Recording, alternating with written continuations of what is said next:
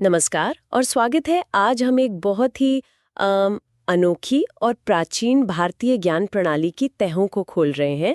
नाम है अंग विद्या। जी। हमारे पास इंदुनाथ शर्मा और शशिकला शर्मा की इसी नाम की किताब के कुछ अंश हैं और इनके आधार पर हम समझने की कोशिश करेंगे कि आखिर ये विद्या है क्या और कैसे काम करती थी। कभी सोचा है कि शरीर के अंगों का यूं ही फड़क उठना या उन पर बने कुछ निशान, क्या वो वाकई कोई मतलब रखते? चलिए इसी पर थोड़ी गहराई से बात करते हैं। बिल्कुल। और ये विषय हमें सीधे उस दौर की सोच में ले जाता है जब भारत में शरीर को सिर्फ एक जैविक इकाई नहीं मानते थे, हाँ। बल्कि संकेतों और संदेशों का एक जरिया भी समझा जाता था।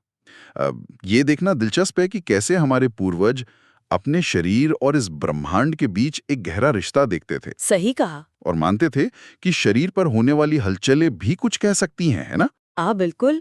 तो चलिए शुरू करते हैं समझने से कि ये अंग विद्या आखिर है क्या।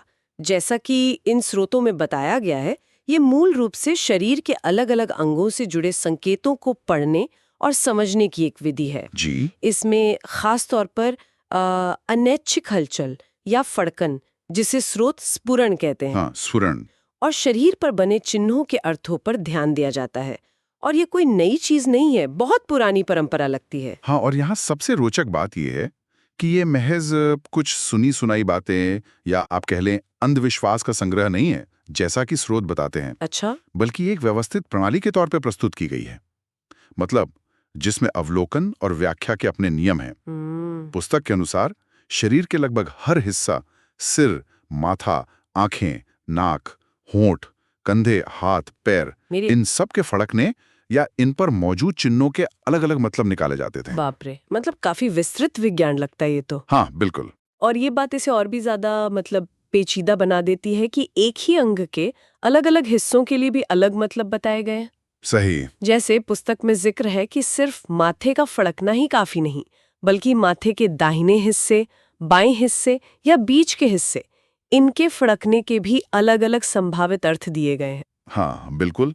इससे अंदाजा लगता है कि कितने बारीक स्तर पर अवलोकन किया जाता होगा और इन संकेतों को भविष्य में होने वाली संभावित घटनाओं से जोड़ा जाता था, जैसे कोई अच्छी खबर मिलना या धन लाभ होना। अच्छा। यात्रा का योग बनना, किसी प्रियजन से मिलना या फिर किसी आने वाली परेशानी या हानि की चेतावनी। यानी अच्छे और बुरे दोनों तरह के संकेत। हाँ, दोनों तरह के। और बात सिर्फ फड़कने तक ही सीमित नहीं थी। स्रोत में सहज और आगंतुक जैसे भेदों का भी उल्लेख है। सहज और आगंतुक, इसका क्या मतलब हुआ? सहज यानी वो स्पंदन या चिन्ह जो प्राकृतिक रूप से हैं, शरीर पर पहले से मौजूद। अच्छा। और आगंतुक वो जो किसी बाहरी कारण से, जैसे चोट लगने वगैरह से बाद में पैदा हुए हों। अच्छा। इन दोनों के अर्थ भी अलग अलग हो सकते थे। अरे वाह! तो ये सिर्फ शरीर की हलचल तक ही सीमित नहीं था, बल्कि उसके कारण पर भी ध्यान दिया जाता था। ये तो वाकई काफी गहरा विश्लेषण है। जी। क्या इसका संबंध वो शकुन शास्त्र जैसी दूसरी विद्याओं से भी था? लगता तो यही है। अंग विद्या काफी हद तक हम कह सकते हैं कि शकुन शास्त्र का ही एक हिस्सा मानी जा सकती है, जहां आसपास होने वाली घटनाओं या संकेतों से भविष्य का अनुमान लगाया जाता है। वहीं अंग विद्या में शरीर खुद ही वो संकेतों का स्रोत बन जाता है। अच्छा। इसके अलावा स्रोतों में अंगों का संबंध ग्रहों और देवताओं से भी जोड़ा गया है। ग्रहों और देवताओं से?